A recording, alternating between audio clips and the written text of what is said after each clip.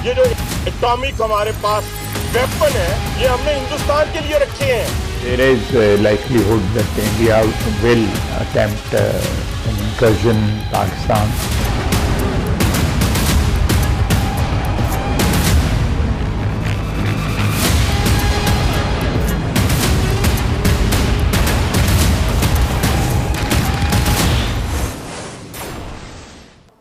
नमस्कार, न्यूज 18 के digital platform पर आपका बहुत स्वागत है। मैं हूं आपके साथ अंशिका पाठक।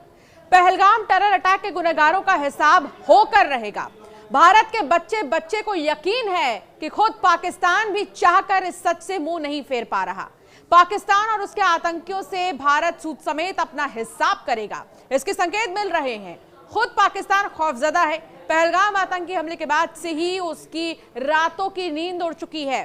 इंडियन आर्मी को खुली छूट मिलने और CSS की बैठक को देखते हुए पाकिस्तान को यकीन है कि भारत उस पर अगले 24 से 36 घंटे के भीतर हमला करने वाला है। दरअसल पहलगाम आतंकी हमले के गुनहगारों और पनाहगारों को भारत सबक सिखाने की तैयारी में है। पीएम मोदी ने मंगलवार को सेना को खुली छूट दे दी। पहलगाम अटैक का कैसे जवाब देना है, तरीका और तारीख सेना तय करेगी। भारत में इन्हीं हलचल को देखते हुए पाकिस्तान के होश उड़ चुके हैं। कभी वो UN चीफ से गुहार लगा रहा है तो कभी गीदड़ भभकी दे रहा है। आज पीएम मोदी के घर कैबिनेट ऑन सिक्योरिटी की बैठक है। इसमें पाकिस्तान संग क्या सलूक होगा, इसकी पटकथा लिखी जाएगी। यही वजह है कि पाकिस्तान अब बुरी तरह से कांप रहा है। उसे डर है कि किसी भी वक्त भारत उसके घर में तबाही मचा सकता है। तभी तो पाकिस्तान के सूचना मंत्री अताउल्लाह तरार खौफ में हैं। उनको डर सता रहा है कि भारत अगले 24 से 36 घंटे में मिलिट्री एक्शन लेने वाला है। पाकिस्तान का दावा है कि भारत उसके ऊपर हमला करेगा। इसके सबूत और विश्वसनीय खुफिया जानकारी है। पाकिस्तान का ये डर तब सामने आया है जब पीएम मोदी ने सेना को एक्शन की खुली छूट दे दी है।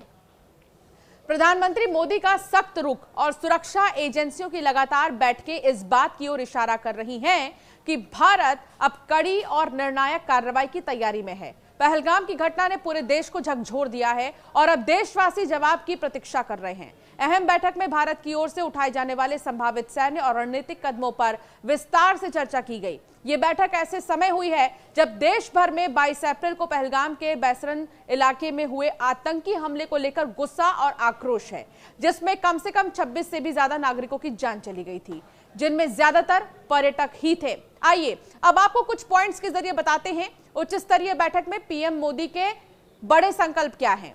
सैन्य बलों को खुली छूट। प्रधानमंत्री नरेंद्र मोदी ने रक्षा मंत्री राजनाथ सिंह की मौजूदगी में सैन्य बलों को खुली छूट दे दी है। इसका मतलब यह हुआ कि अब सुरक्षा बल तय करेंगे कि कहां, कब और कैसे जवाब देना है। ऑपरेशन का फैसला सेना लेगी। बैठक में यह भी साफ कर दिया गया कि ऑपरेशन का फैसला सेना को लेना है। इसका मतलब यह कि भारत की जवाबी कार्रवाई किस तरह की होगी और उसके लिए कौन सा समय बेस्ट होगा, यह सेना तय करेगी। टारगेट भी सेना तय करेगी। पीएम मोदी ने तीनों सेना प्रमुखों की बैठक में यह भी साफ कर दिया कि इंतकाम के लिए किस तरह का टारगेट सेट करना है, यह सेना तय करेगी। टारगेट क्या होगा, यह भी सेना को ही तय करना है। आतंकवाद को करारा जवाब राष्ट्रीय संकल्प है।